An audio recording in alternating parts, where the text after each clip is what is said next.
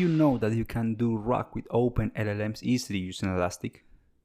Take a look at the following demonstration.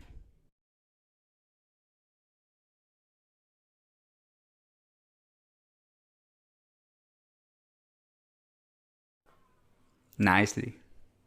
My name is Jeffrey, and in this video I will show you how to chat with your documents on Kibana using Playground and local models. Let's do it. Go to the official Ollama website and download it for your preferred operating system. It is available for macOS, Linux, and Windows. In my case, I have it already downloaded on a macOS system. We will use Ollama to run models in our local machine. After downloading Ollama, you can go to the Models section where you can select a model that fits your need from the list. In my case, I will download the Ollama 3.2 model.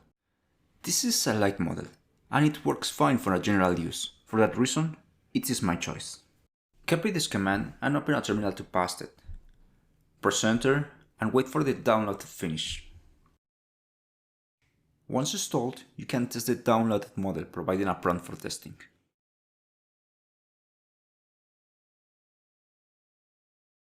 Also, when the model is running, Ollama enables the API running by default in the port 11434, which you can use to make requests using the call command. The response will be streamed as you can see in the example on the screen. The local model is working well, but now we need a way to make it accessible from outside our local network. ngrok provides easy-to-use tools to expose a specific port of your device. In other words, it makes the model that is currently running on your local machine accessible to the internet. We will use it in future steps to connect the local model with Playground. ngrok is only needed if you want to connect to an Elastic Cloud cluster. If you are using a local running instance of Elastic, you can skip this step and use the endpoint generated by Ollama. Download and configure ngrok following the installation guide, and after that you can expose the port where the Ollama model is running using the command that you can see in the screen. Then, copy the generated URL under the forwarding. This will be your public internet accessible URL. To verify that everything is working, send a HTTP request to the generated URL using the call command. If you receive a response, it means everything is working correctly. Well done! The model is now running in our local machine and is accessible to the internet, so we are ready to connect it to Elastic using Playground. Let's take a look. For this example, let's imagine we are a self-service chain that offer dishes with spicy ingredients. Some customers don't like spicy food and would like to know which ones are spicy. Navigate to DevTools in your Elastic cluster. Here you will find some Elastic console command examples, but they are not relevant. We can delete them. Insert the mappings that will be used as the data structure for this example. We included a semantic field that will contain the information of the name and the text, copying this using the copy to property. Send the request by clicking the icon on the right. And if the request is processed successfully, a success message will be displayed in the result. To confirm the index mappings, we can send a request with the instruction get index name underscore mappings. In Elastic 9, it's no longer necessary to create an inference endpoint because Elastic identifies the semantic field and assigns an inference endpoint automatically by default. The next step is to index the test data. A good practice is to index it using the bulk API.